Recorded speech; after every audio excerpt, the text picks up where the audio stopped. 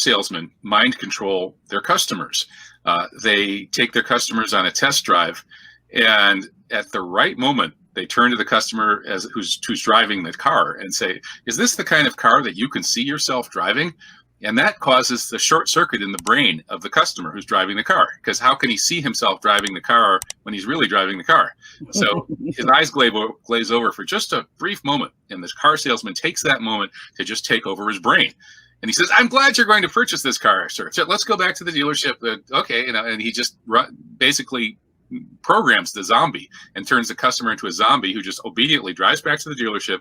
And they sit down in the special room, and the salesman says, so how do you take your coffee? And he forces coffee on the person. Even if they're not a coffee drinker, they'll still drink it because they're basically under mind control.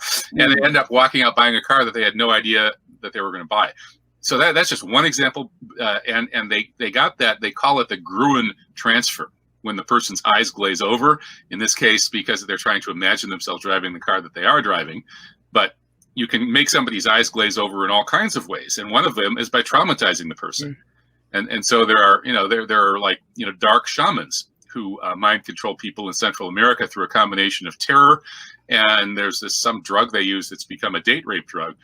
And they get this Gruen transfer going, and then they take the person's mind over and control them. So the 9/11 was a case where people were traumatized by this huge event, the World Trade Center being blown to kingdom come on live television with these huge pyroclastic clouds chasing people through the streets of New York. It was like a disaster movie. And people, just like the guy driving the car who can't imagine himself driving the car that he's actually driving, people watching this on television couldn't figure out for quite a while whether this was real or whether it was a disaster movie. And that broke down their sense of reality.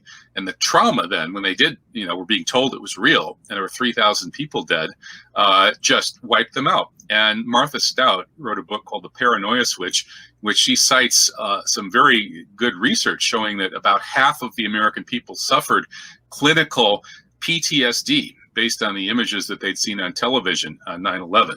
So they were mind controlled. And this fear that was put deep in the unconscious of the American people then stopped them from thinking freely and independently and questioning the way that they used to. Essentially, the American people have been a flock of mind-controlled zombie sheeple since 9/11.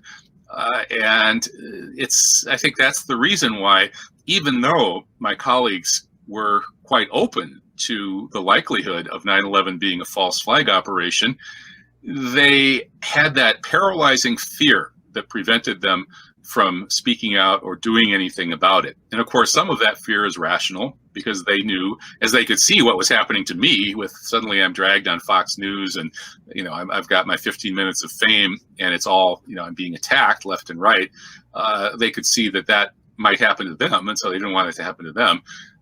So there's an element of rationality too. But in any case, people were terrorized. The real terrorists, of course, were the people who mounted 9/11 as a false flag operation to terrorize the American people into going along with a neoconservative dictatorship that dragged us into these wars that were designed to destroy 7 countries in 5 years on behalf of the extremist faction in Tel Aviv.